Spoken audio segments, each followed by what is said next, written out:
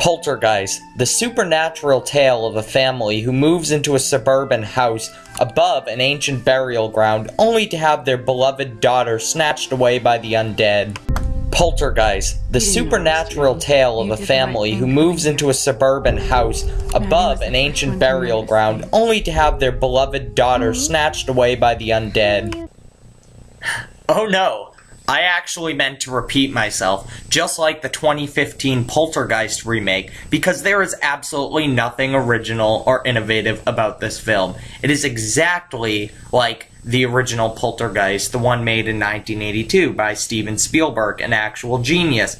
Except, it changes a few character names and adds a couple bits of technology into it, like cell phones and drones. Other than that, the movie's pretty much a carbon copy, and you shouldn't really waste your money or any moment of your life watching this film. It is 80 minutes of pure garbage. It is a condensed version of the original Poltergeist. Only nothing really interesting happens in this movie until the 60-minute mark. That's only 20 minutes of interest, and there's only 5 minutes out of that are interesting.